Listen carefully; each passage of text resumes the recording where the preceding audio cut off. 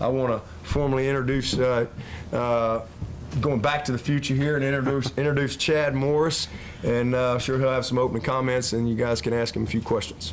Well, thank you, Coach. I can't thank Coach Sweeney enough. You know, and Graham Neff, our board of trustees. I mean, to be back at Clemson, a place that Paula and I have enjoyed so much in our career, starting back to 2011. But we're so happy to be back. I mean, this is home to us. There's so many. Look across out here and see how many familiar faces, and exciting to be back. Excited to be back into a program that is the caliber of Clemson and what Coach Sweeney stands for, and the players and the you know, as you build this team and build this roster, there's so many things besides football that have brought these players and will bring these players together and get Clemson back to the top of where we want to be. There's so many other things that I want to, and people I want to thank. Coach Elliott at UVA to allow me to be a part. Him and Coach Kitchens allowed me to be a part this past year, and kept me involved and let me help them through the process of the season. I was able to work with Answers, which was a data analytic group that deals with football coaches and just one of the elite programs in the country, that allowed me to travel the country this year, and thank the many coaches that let me come in their door and let me help them out and learn from them as I traveled around and to see you know how things were done, and because you know if you don't know, if you stay in one spot and being a coach, I had a chance this past year to really get out and see the way other programs run things, both good and bad, and that was really beneficial for me. So I want to thank all the coaches and staffs that allowed me to sit in their meeting rooms and go to their practices.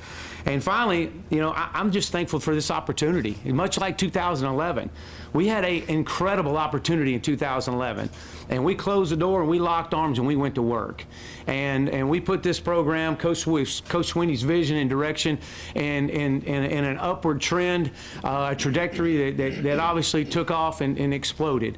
And to be back here in 2026, Coach, thank you. Paul and I, as I mentioned earlier, so excited to be back home, and to another great opportunity. And I'm itching to work with our players. I'm glad I'm in the office. We're doing a lot of recruiting in the mornings and in football in the afternoons. But man, to be able to spend time with these players and to know what we have, and to be able to be just further ahead as we get ready for spring football. But I'm grateful for this opportunity, and excited to be back and be a part. So with that, I'm going to open up for some questions. Chad, you talked about touring those different programs across the country. I guess, what did you in those visits about how things were kind of done? Well, you know, as you step back and you travel around, you find different ways to do things. Maybe it's some of the different ways practices are structured. Maybe it's some drill work in practices. Maybe it's the way meetings are done. A lot more walkthroughs at times instead of some, you know, supplementing this in place of that. Listening and watching their strength staff and watching those guys work. So I don't think there's really one or two things that you say, well, this is what you really look for. Every program I traveled all over the Big 12. I went to the Mountain West. I mean, all over. And then just to be able to see good and bad. I mean, there were some things out there you're looking like, okay, I wouldn't want to do that. And then there's other things you're like, you know what, there's some things that I was doing that we're doing offensively that's really good. Man, this adds a little extra tweak that can make us better. And then to be able to work with Coach Elliott and to go up there and while the footprint and the blueprint is extremely similar to what he learned here, offensively, some things have kind of changed the way some things are run, or maybe some ways some things are called. And for Coach Elliott to allow me to be a part of that and to watch and learn, and obviously see their success was great. But I think there was just so much value being able to travel around and talk to other coaches. And so, yeah. David Hood. Yeah, David. How will your offense be the same? As in, you know, you still want to take 2 deep shots a quarter, run, you know, 80, 90 plays a game, and then based off of, you know, what you've learned since you've been gone, how will it be different? Yeah, you know, first of all, taking 2 deep shots a quarter, I'd probably be a little bit disappointed in that, David. Right, honestly. We're a 2-back run-oriented play-action shot football team that's going to take great pride in pushing the ball down the field. We want to travel and we want to push the ball down the field at least 3 times a quarter.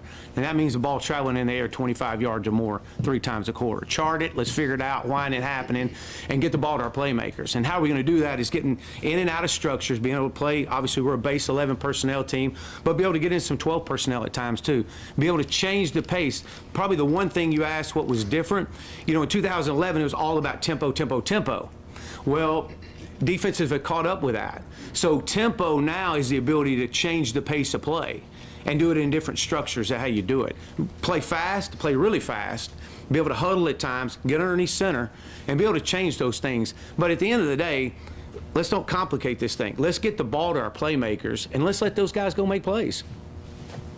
Dabo, I think when you brought him in 2011, one of the reasons you did was because it was different, like something that people in the ACC hadn't really seen. Do you think it's maybe still that here in 2026? And was that one of the reasons? And maybe, Chad, you can elaborate on that as well. No, that really wasn't why I brought him in. I brought him in because he was doing what I wanted to do. And I had Taj Boyd, and I felt like, I wanted to go to a spread attack. And I wanted to, just had a different philosophy that I wanted to get to with the personnel that I had. I had this young quarterback in Taj Boyd, and he was going to be a redshirt sophomore. He hadn't played. I had DeAndre Hopkins here, and I had this kid named Sammy Watkins on the way.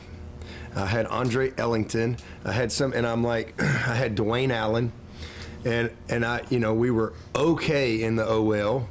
And I wanted to attack people, spreading them out formationally. I wanted to get the tempo going. That was a little different. And like everything around here, I get a lot of advice anytime any type of decision's made. And I've made a lot of decisions in my days. My best decisions have usually been the most unpopular. My worst decisions have been the most popular, to be honest with you. All right? And I've made good decisions and bad ones. But when I hired Chad, and I didn't consult with anyone, and we just won 6 games. And I knew that we were going to have to win. Again, they could have fired me for a Hall's dinner, and I knew we had to win. So I did my due diligence. I had a lot of opinions. I had a lot of people writing me. I had a state senator call me personally and tell me that if I didn't hire this guy, I should be fired. Then I said, well, I'm not hiring him. We'll find out. And the rest is history. I hired a guy that had been in college for 8 months. 8 months, but I did my due diligence, and then I brought 2 in. Once I narrowed it down to 5 and then to 2, I brought 2 in to interview. And I felt like Justin Fuente was the other one. But I felt like with the 2 things with Justin, I didn't want to change all my terminology. I didn't want to start over with Taj. And with Justin, we were going to have to change all the terminology. And I also felt like he was getting ready to be a head coach, like yesterday. And that's exactly what happened. I think 1 year later, he was a head coach. And when Chad came in, I accused him when he first came in here. I was like, somebody's giving you the answers here, because we spoke the same language. We were really, truly yoked together. We thought the same, and it just clicked. And so, I took a lot of risk, but I had conviction in what I believed. Now, I didn't start off very well. We were getting booed against Troy and Wofford right out of the gate, but we got it going. And the rest is history. Taj Boyd became the winningest quarterback in school history when he finished here. But we just thought, and then the other thing with Chad is I felt like I would have some time with him to build a runway, to really build a foundation to what I wanted offensively. There were some things that we had in place here, but he had some answers that I didn't quite have yet. He was able to fill in some blanks that I had on what I wanted to do. And so it was just this perfect fit for us. And I also felt like Chad would really invest in our staff. All right, I hired this young guy named Tony Elliott. I had a young guy named Jeff Scott. I had, some young coaches. And Chad did an amazing job. And I felt like he was not going to be a head coach next year. And as it turned out, he had 4 years here before he left to go be the head coach at SMU. And at that time, I felt like, okay, all right, we're in a good spot right here. And I like where I'm at. And so that's when I said, all right, Tony, you're going to call you and Jeff. I'm going to approach you guys, even though you've never called a play. And the rest is history. But the foundation was built when I hired Chad. All right, and now he's been all over the world. He's done a lot of things. He's been a head coach. He's a different Chad Morris, you know, than the one I hired. He's a better Chad Morris, and I'm a better head coach. And so the same reasons, again, that I hired him is the same today. Our philosophies line up, and, you know, we got to run the football. And when you can run the football, it makes your team tougher. And when you can run the football, you create some one-on-one matchups. And you know, he loves taking advantage of those things. So there was just a lot of things, you know, again, back then that are same now, but the game has evolved, and he's evolved. So there'll be some things that'll be similar. I mean, we still run the zone, still run the power, still run the counter. I mean, you still run some zone and gap schemes. I mean, that's football. But how you do things, how you manipulate things with cadence, formations, how you get on the edge, you know, getting the ball down the field, those are all things that, you know, come with the play caller and the philosophy. And there's a great alignment there. A few more minutes with Coach Morris. Assessment on your quarterback room and your thoughts there. I think we've got some incredibly talented quarterback room. I really feel that way. I know there's teams across the country that love to have the talent that's sitting in that room. And we brought in some guys, you know, and I'm learning everybody. I'm actually going through individual meetings with all my players right now and getting to know them to getting to know me. So, you know, to bring in Brock Bradley and Tate Reynolds, new guys coming in addition to CV, which has already been here, had a game underneath his belt this year and, you know, started against SMU, played well.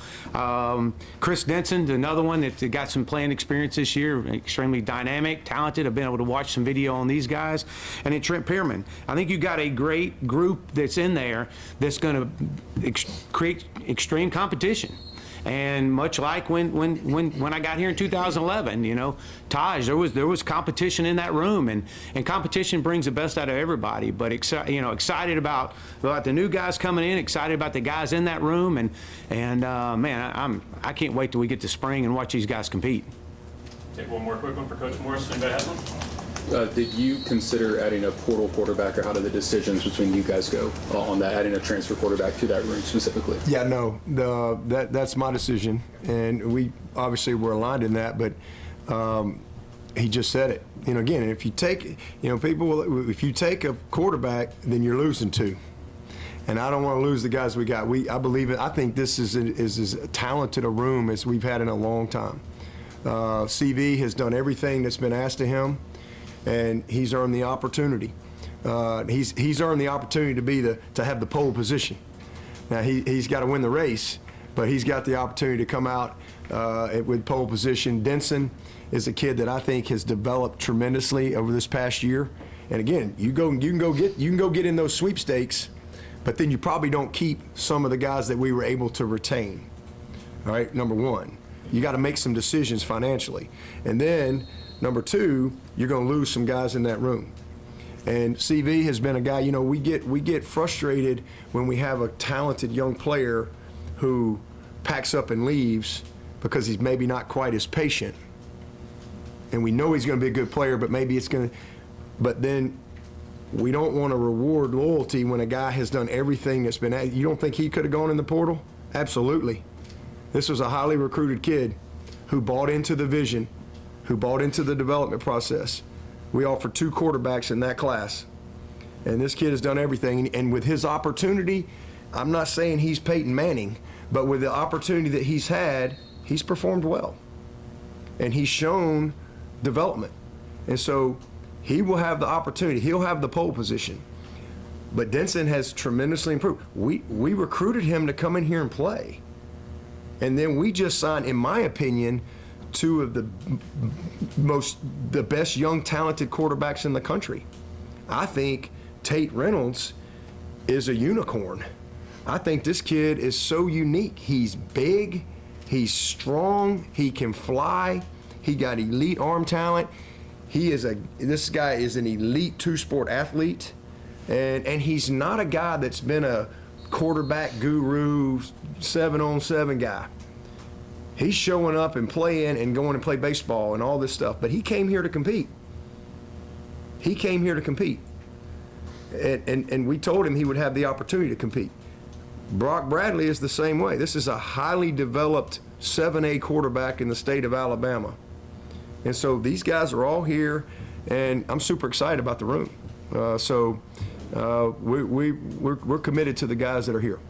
And adding to what Coach said, I've been around quarterbacks my whole life. That's what I've specialized in. I've got a son that's a quarterback.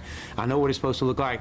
It's my job to develop these guys and put them on a path to develop them as we've watched previous quarterbacks that they've played in this system, and watch these guys how they've developed. So I'm excited about the opportunity to develop these young men.